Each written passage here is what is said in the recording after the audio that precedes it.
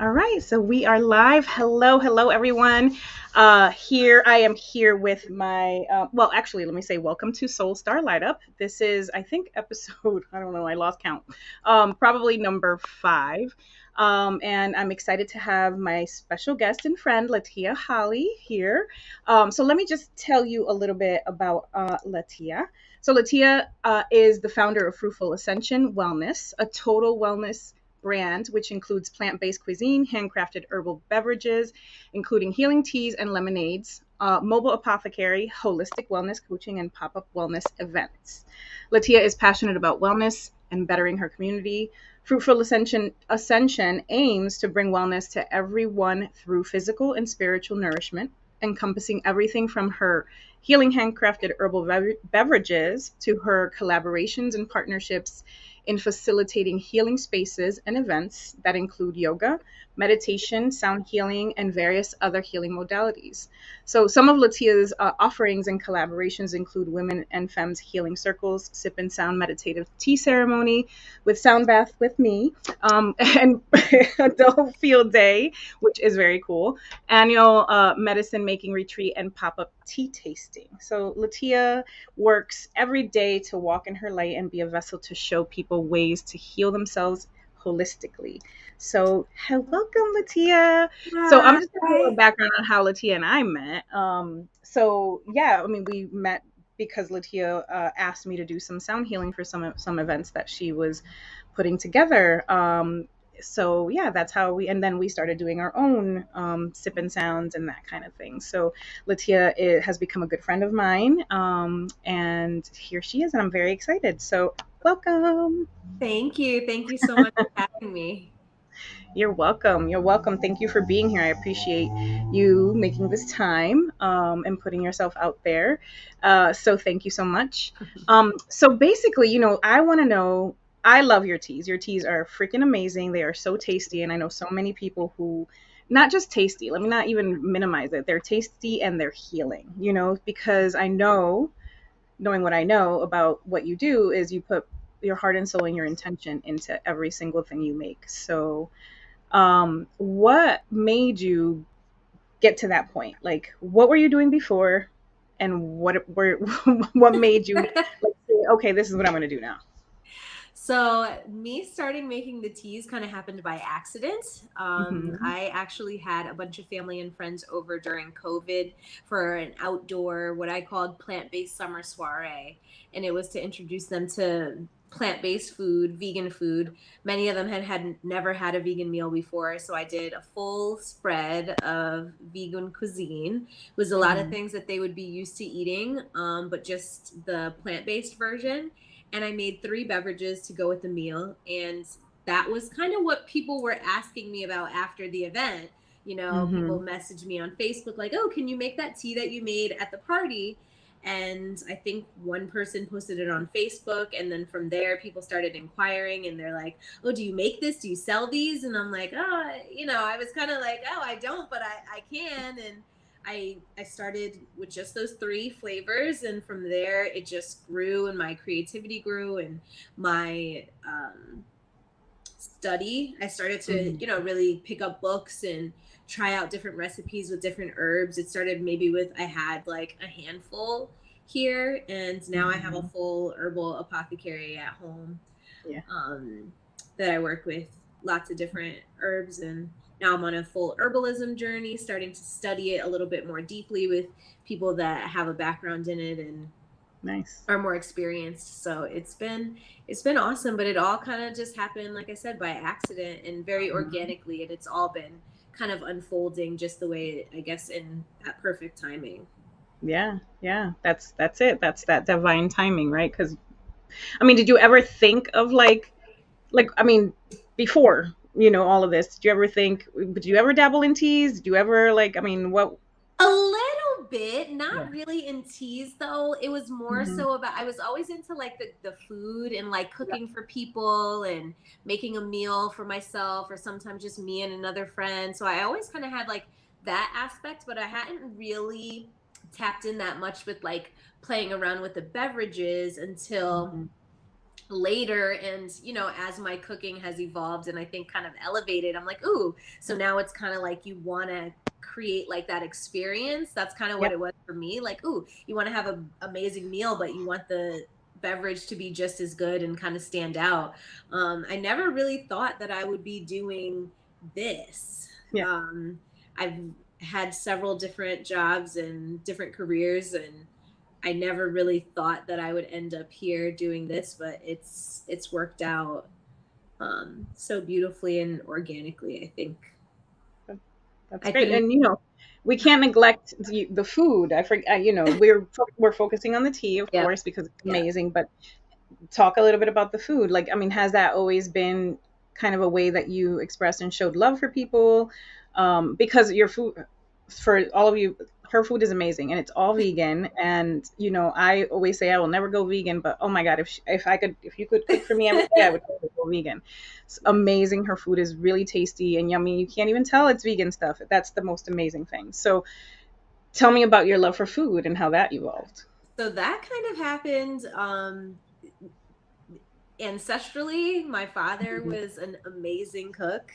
That was definitely the way he showed love, and he learned a lot from his mother and grandmother, and I think learned a lot of like family recipes and just like cooked from the heart, cooked from the soul. Definitely always cooked with love. So I always had that in me from a young age. And then as I got older and started to cook for myself and I was out living on my own and I did start making meals, I think I naturally inherited a lot of that love for cooking from him. And I was able to learn things from him and learn some of his recipes and techniques. And I definitely got that honestly, because I I never measure anything and it still always manages to turn out great. And I think that Mhm. was just it's Mhm. just a gift and kind of Yeah. an art to cooking from the soul, and that I definitely got from my dad and probably from generations before him too. Yeah. So I think that the herbalism part and I think the beverages all kind of were a natural tie into it. My dad always made sweet tea and lemonade for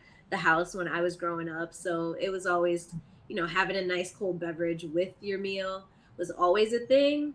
Yeah. So I think that the herbs part and the healing part all kind of started to overlap once my father passed away, and I Mhm. had an even deeper desire to be healthy and make sure that I'm feeding my body properly and taking care of myself.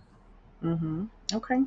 Yeah, I mean, great. That's what most people would probably do, or some people would do, right? But like, what made you like make this for everyone? I know, so people were started asking for teas, and you could have also been like, okay, yeah, here and there, whatever. Yeah. But like, you put yourself out there to start doing events, healing events, and bringing people into community and circles and all that. And then also, your teas are at Ion restaurant in Middletown, right? So Yes. that's also not keeping it small, which you shouldn't, because your teas need to be consumed by everyone. But like, what drove you, or what do you think was the nudge to say, I'm gonna take this big? And you still can take it much bigger, of course, but going from cooking at somebody's party to like now cooking at like strangers events and stuff, like. I think just finally wanting to bet on myself and back myself and be supportive of my using my talents for my own elevation. I think that for most of my adult life, you work jobs and you work for different people and you have great experiences and you learn a lot of things, and you keep elevating and that adds to you. And I think I just got to a point where I realized like I need to be using my talents and my gifts to elevate myself and to put myself in a better situation and work for myself. I think I've been working towards this for many years, and I've worked for a lot of people that have taught me a lot, and some of them were iconic in their own ways and were kind of trailblazers. And I learned good things from a lot of people, and I think that I can can be that as well and Mhm. use what I already have and what I already love doing to be able to provide a space for someone else to come and learn and to I think be an entrepreneur and provide opportunities for other people that have the same values or that feel aligned with what I'm trying to do. I think it was just like a step out on faith type of thing. Like Mhm. I need to, spread my wings. I need to be my own boss essentially. And I'm working every day towards full-time entrepreneurship. So Mhm. Mhm. it's great that I have these different partnerships and things that I'm working on, and they're all just building me in a way that is going to prepare me for each next step in the journey. And like you That's said, right. the sky is the limit for how big I can take it. I definitely have, aspirations and my sights set on bigger things and Mhm. growth. Yeah. So, I mean, speaking of next steps, what are the next steps that Next you step. see? Let's say in the next, what's your, 2 to 5 year plan? Like, where do you see yourself going? You don't have to divulge everything, but I'm just saying, like, where do you see yourself going? 2 to 5 years, I want a healing space of my own. Mm-hmm. I foresee like a tea house apothecary type of space where my beverages can be showcased, but also a space for people to decompress, to Mm-hmm. have a safe space to sit down with a cup of tea and maybe vibe to some good music and be in the in good company with great people and just be a good meeting space for my people specifically, to Mm-hmm. come and feel nourished and feel healed and just catch a vibe. So, I think that's definitely one of my goals, to have a space. I think another one of my goals would be to expand and continue to host events and a retreat. Mm-hmm. That's definitely a goal, to host one of a bigger one, I should say. I've Mm-hmm. hosted more so day retreats before, but something that would be a couple of days and Mm-hmm. include lots of different forms of healing. Mm-hmm. And yeah, I think family life is still on the horizon for me, that I hope, partnership, family, Mm-hmm. travel. Those are Yeah. all things that I, have, I think, in my vision right straight ahead of me. Mm-hmm. Mm-hmm. Okay. So, what's your motivating factor right now, today, right? Because I feel like it can change. But what is your motivating factor? I think just building legacy. I think family. My mom and my dad were great parents, and Mm-hmm. I definitely feel motivated to make my father proud. He's passed on, and I there's just a light in me that comes from him, and Mm-hmm. that is definitely a motivation to be able to do things that maybe he never got to do, or things that I know would he would be proud of, Yeah. and that are very much influenced by him. And Mm-hmm. I think just to set a good example for the generations that are to come, and to show people that there are different ways to live, and um, we can use and get in tune with nature and use it to heal us and heal our bodies and our minds, and Yeah. utilize what was given to us for free, and Mm-hmm. That's right. Yeah. kind of tap into that. Yeah. So, what is your most favorite kind of event to do? Like, what's the favorite? What do you Ooh, like? What do you enjoy doing the most? And do you have anything that's coming up soon? yeah. So I really love the feminine healing spaces. So Mm-hmm. whether they're the Women in Femmes Healing Circle that I do with my partner L'Oreal, or Mm-hmm. our spaces are very female dominated with our sip and sound. I Mm-hmm. really, really love those. I think those spaces where it's mostly feminine energy and we're all there, coming from different places, different walks of life with our own issues, but just like coming to intentionally sit down and love on Mm-hmm. ourselves, for however long that we're there. I think those events are my favorite ones, because um I feel good. I feel good being in the presence of other women that are like-minded and, I about agree. healing. I So completely those agree. would be my favorites, I would have to say. I agree. So what is your favorite meal to cook, and what is your favorite tea flavor? And I know the tea flavor one is going to be really hard because Ooh! you have so many different ones. So No. Wow, that's a hard one. All right, so the meal is not as difficult. My yeah. favorite meal to cook would be vegan baked mac and cheese Mhm. with collard greens, black eyed peas, and fried oyster mushrooms with some cornbread. Like classic soul food dinner, but veganized. Vegan, And yeah. all the seasonings, all the flavors, all that feel good nourishment from when I was a kid, but just made the plant-based way. That's like my favorite thing to have. It's my mom's favorite. Like everybody loves that Mhm. meal. I would throw in your barbecue meatballs into that. I know that's not soul food, but still. Those are I, good too. with that meal, I want the barbecue meatballs. Yes, those are delicious as well. Yes. Um, And then tea flavor. what? Wow. Yeah, tea flavor. Okay. I That's a tough one. It is a tough one because I can't pick a favorite one, so that's not a fair question. But I'm still gonna ask This it. is very unfair. So I'm drinking tea right now. So Uh-huh. I'm looking at this tea. I'm like, if I don't say this one, this would just be wrong. And I drink the one that I'm drinking right now a lot. Okay. So I think So it must be your favorite, just by powers of deduction of like yeah, how much you consume how it. much I consume it. So that would be my Oshun's elixir. So Huh. named after it because I was inspired by the deity Oshun. And Mm-hmm. it's because of the golden color of the tea the first time that I made it. Oh, right. That was Yes, what I like struck me once I saw it was the color. that. It's a turmeric, ginger, and lemon tea. Mm-hmm. So it's really good digestive and anti-inflammatory. So it's the one that I find myself wanting for myself a lot. I'm a ginger person.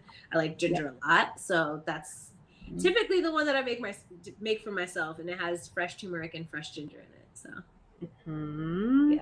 So good. So good. I've had that one. That one's really, really yummy. It's hard. Oh, because, the lemonades too. Okay, so Yeah. this might be an easier one. What's your favorite lemonade flavor? Ooh, my favorite lemonade flavor. Um, I'm gonna go with because of its uniqueness, and I feel like no one else has tried to create this, or I've never seen anything like it. I will say my elderberry orange lemonade. Yeah, that sounds Yeah. yummy. Yeah, so Mm-hmm. that one's definitely one of my favorites. It's one of my most healing. I call it my immune boosting lemonade. Mm-hmm. It's made with, dried elderberries, and I make it like a high concentration of it. It's got fresh orange and then like hand squeezed lemon. So that one I would say is my favorite, although that's kind of tough too. I still have quite a few lemonades, but I'd say that that's definitely one of my more signatures Okay. ones. Okay. Hmm. Although hibiscus ginger would be a close second because that was the Yeah, I first was gonna say that's herb. one of my favorites, the hibiscus Yeah, ginger. I the like that one. hibiscus ginger. Those two might be neck and neck, and those were like the first two, um, one some of the early flavors that I Hmm. created. Yeah. Okay. Okay. Okay. Yes, those are really good, really yummy. All right. So what do you how do you what is your creation process? Like how do you create your teas? And I know that you do different, like for Ion especially, you do different series, like you did the Mm-hmm. chakra series, you did Yep. the astrologies, Yep. signs, Yep. okay, so how do you create your stuff? So some, all of them are a slightly different process. So some of them have a research process where if I have a Mm-hmm. certain intention that I have for a tea, I will start researching herbal associations with whatever the intention is. So, like for instance, with the chakra collection, I've been studying the chakras for several years now. So I was already Mm-hmm. quite familiar with a lot of the themes, Yep. but it allowed me to do a deeper dive into what herbs are associated with which chakra and Mm-hmm. what I can, I think the intention of each tea was to heal that particular chakra. So I also started researching herbs to heal that region of the body. And from Yeah. there, I usually will write a long list of different herbal ideas. And then Mm-hmm. from that list, I will start to kind of narrow it down based on what I have here in the apothecary at home and create. And I'll just make a batch of it and I'll see how I like it. Mm-hmm. And if it's not 100% right, I will tweak it. And from there, I will usually let somebody else taste it and give me Mm-hmm. their opinion. And then usually from that point, then we'll kind of move forward with whatever the flavor is going to be. But yeah, most of the time, depending on what the intention is, I do go through a little bit of a research process with my books here at home, sometimes certain online resources or certain herbalists that I follow pretty closely and like to look at their content sometimes when I'm creating something too. Mm-hmm. So how long does it take you to create a flavor? It all depends because, sometimes it'll be a couple of weeks. Sometimes Mm-hmm. I will get an idea for a flavor, try it and make it immediately and try it out and love it. And it's great the first time. And I'm like, all right, someone else has got to try this and we can roll with it. Yeah. So sometimes there is a little bit of a lag time, and then others it's just like when it's good and I'll just move forward with it. And then I'm getting more into custom creations, and so with the custom creations I kind of allow spirit to lead, Okay. and I might sit down with an idea or with someone in mind that I'm Mm-hmm. creating something for, and I'll sit with it for a little bit and Mm-hmm. kind of meditate on it and maybe write some things down, but might not actually start working with it until several weeks later. And I might go back to that list several times in between. um, Okay. I had a friend that I finally got her custom creation, and she's been so patient. She waited like a month for me, and I appreciated that. But I'm like, it's all I do everything intuitively. So, Mm-hmm. if I'm not feeling right or if I'm not feeling ready or I don't feel called, I won't do it. Yeah. Yeah. Makes sense because you don't want to, you know, put any, I don't want to say negative, but you want to be in a good space where the intention is going to come through nice and clear. So Yeah. that makes sense. You want it Yeah. to be clear for that person. I'm big on that. I'm big on the energy and the space when I'm making things. I'm big on the energy and the space when I'm writing things down, and in my Mm-hmm. personal space, kind of workshopping things in my mind. So I'm really big on that because I do always want my positive intentions to come through with everything that I touch and with everything that I make. Awesome. Awesome. That's so good. I mean, if I'm gonna put your information down in the comments from when this post, but how can people find you? I am on social media. So I am on Mm-hmm. Facebook. My business page is Fruitful Ascension Wellness. And my personal page is under my name. It's LaTia Holley. I'm on Instagram as well, fruitful.ascension on Instagram. Fruitful Ascension on Instagram. That's Yes. awesome. So before we go, I want to ask you three questions that I ask everybody Okay. on Soul Star Light Up. So the first question is, what lights you up? It doesn't have to be one thing, right? Because I think we have many things that light us up. Yeah. But like right in this moment, what is the first thing that comes to mind when you hear that question? What lights me up? I think my dreams illuminate me to a certain extent. I have an inner motivation. I've always been the type of person that is very self-motivated, and so there is a lot of fuel to add to this fire that's inside that has I have these aspirations and visions that I see for myself. And so I think those are what fuels me and lights me up for the day to day, and kind of like allows me to get through it and kind of keep Mm-hmm. pushing through and persevering. I think my nephew lights me up. I Mm-hmm. absolutely adore him, and spending time with him makes me so happy. So that Oh, would definitely be another source of joy for me. Um, and I think just having those good, genuine connections and friendships and having a mm-hmm. sense of purpose and knowing that I do have people rooting for me Mm-hmm. and supporting me. That's great. Yeah, that's right.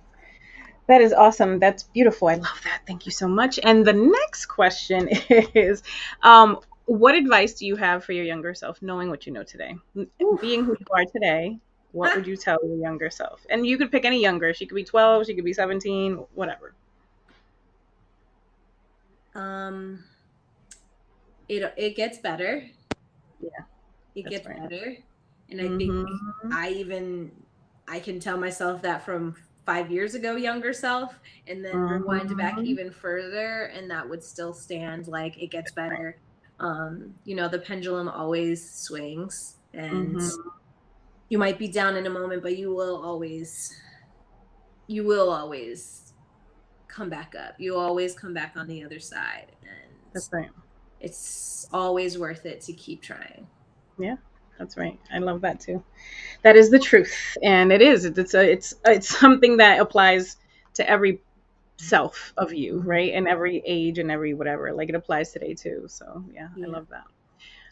And the last one is, what advice do you have for like this younger generation? Since, knowing that getting back to the ancient things, the things that matter, the things that are um, right here, right? Like you said, the free medicine, all that stuff that's there at our reach that we're not being so mindful of or taking good care of. What advice would you have for them? You kind of took the words out of my mouth. It was really like, Sorry. get back to nature. Yeah, that's Nature right. has a lot of the answers, and if you can just Mhm. quiet your mind Respectfully. and kind of disconnect from the computer in your pocket Hmm. and from the devices and the screens, and get outside and breathe fresh air and kind of Yeah, be open to listening. There's a lot to learn there, and that's just getting back to the old ways of, like, just being and yeah. being open and living more in harmony with nature. And Hmm. I think that's the key. Yeah, yeah. Yeah. Yes, I agree. That is why things are so interesting because everybody's so disconnected. But there is the pendulum, like you said is swinging, Yeah. to the other side, and there's more people that are realizing. I mean, I get pissed off now that after the pandemic, everybody wants to be outside, but I have to not get pissed off and be happy that Right. everybody wants to be outside. It's Yeah. just not that everybody doesn't respect it the way that they need to respect Right. it, and Right. that's part of the problem. But hopefully people will start to respect it because they are outside, they are feeling better, they are feeling the medicine. So, yeah, Absolutely. I It's love all that. free medicine, and hopefully it does. It just kind of, if more people get outside and more people start to tap in with nature, hopefully it'll just raise the frequency of a lot more That's people and right. That's create right. that ripple effect of, Yeah. people wanting Hmm. to live better and being better and us being better to each other. That's right. That's right. Thank you so much. I love you sharing your experience, Thank what's you. gotten you to this point, back to nature, connecting yourself to, the herbs and food and nourishment of Mhm. people and everything. So I appreciate you and your time.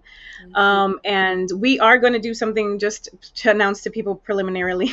Now we are going to do an outdoor sip and sound in August. So we'll put that out soon. And I'm excited about that. We literally just planned that like 2 minutes before we got on on here. So, so stay tuned for those details. And thank you so much, LaTia. So again, I will share in the comments where you can find her. Yeah. And I highly recommend you buy some of her teas, go to Ion and taste some of her teas, whatever, order some of her food, whatever you need to do. If you're having a party and you want vegan cuisine, contact her because she's amazing. So thank you, thank you, Thank thank you so you. much. And I appreciate you. Awesome. Thank you. Thank you.